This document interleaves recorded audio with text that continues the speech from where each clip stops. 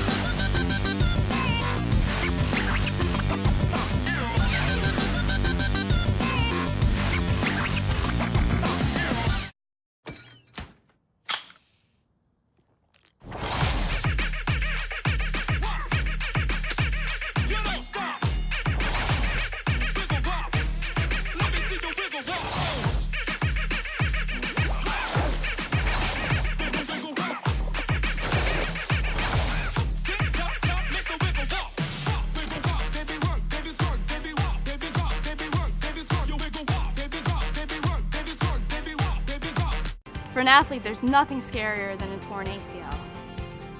Athletes trust us with their care and their careers because we're a recognized leader in sports medicine. Get back to your active life sooner with MedStar Sports Medicine.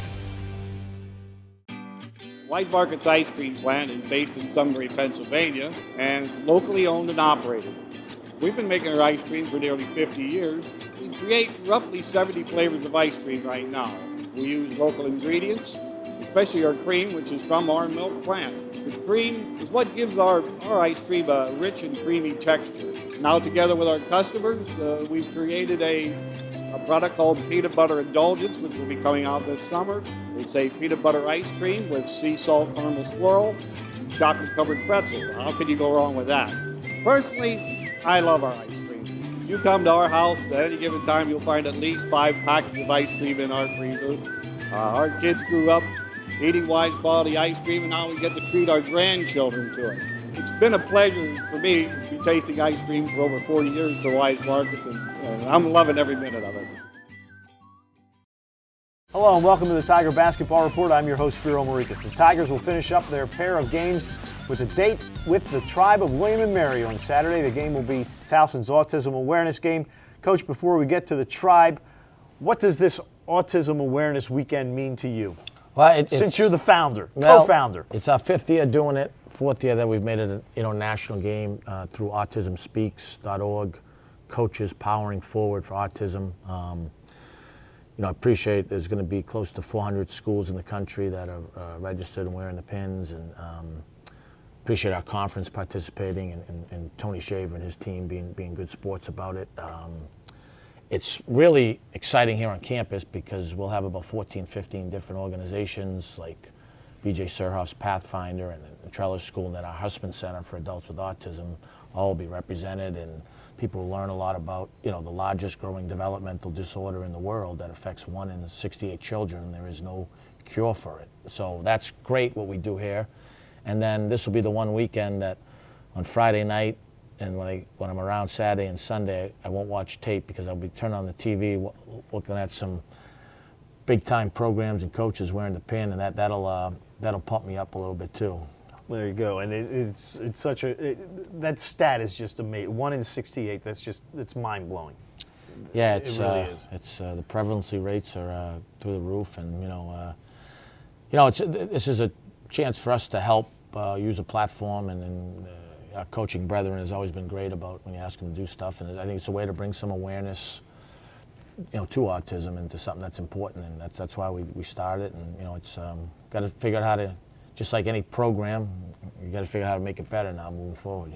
All right. You've played 10 games in the CAA. By the time people watch this one, you will have played 11 because you played Drexel on Thursday night. And here you are. You're more than halfway through the conference season. You're done with Northeastern, you're done with Delaware, you're done with the College of Charleston, and this week you're playing 2 schools you haven't even played yet. Isn't that a little odd? Yeah, it's incredibly odd. I've talked about a couple other coaches. No one likes it. We've got to figure out a better way to do it. And that's incumbent upon the conference office and the people in the conference office to deal with men's basketball. There's no ifs, ands, or buts about it. I'd like to see some statistics, because I could be wrong, where other schools at our level are better where that happens. Yeah. All right, William and Mary. We talked about Drexel. They can score. Well, this William & Mary team, they can really score. As well as any team in the country. They're like going to Exxon and getting the ultra, out the octane gas. I mean, those guys are explosive in transition. They're extremely underrated in transition. How quick they push the ball. The point guard Cone is, he's what I wanted to be as a college player. You know what I mean? He's terrific. And then Pruitt and Dixon are both all-conference players. 6'6", shoot, post, drive, and then they get a lot of snipers around them. It's my wife had asked me, how come we're playing such a good team on Autism Awareness Game? I said, well, that's not necessarily by design. We always do it in February on a Saturday, and then Tommy Herrian, who's an assistant at TCU, he's my partner in this, and we both need to have a Saturday home game. So this was the only Saturday home game where we were both home. So it's going to be a big challenge. Can we get back in transition, and can we take away the three-point shot? And then with that said, we've got to be able to get misses so we can go in transition, hopefully not have to play against their zone, and we've got to get into the red zone and on the backboards. But it's going to be two very good teams playing. We've had a lot of great games versus William & Mary over the years, and this, I'm sure, will be another hard-fought CAA battle in February. What is it about Dixon and Pruitt that make them so good?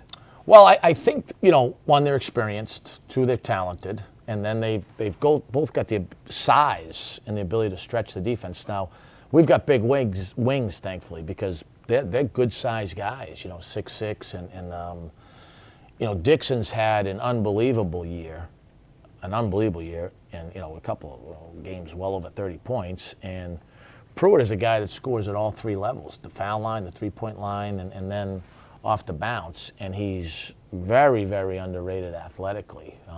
So they're two major weapons. You coached at William & Mary as an assistant. Long time ago. And William & Mary was never known for having athletic teams.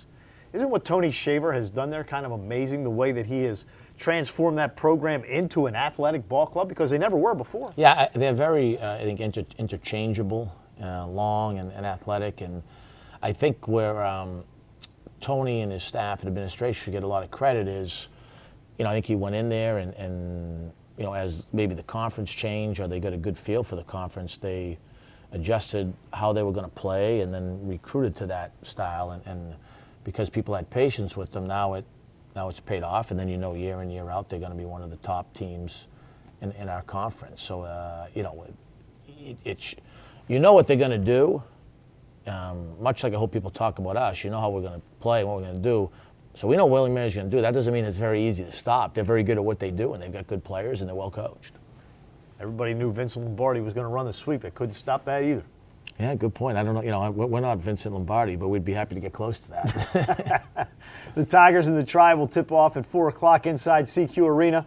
I'll have the call on TowsonTigers.com and CBS Sports Radio starting at 3:45. The game also available for viewing on Comcast Sportsnet. Thanks, Coach, for joining us, and good luck against William & Mary. My man. All right. Thanks for joining us. For head coach Pat Skerry, I'm Spiro Morekas. Hope to see you at CQ this week.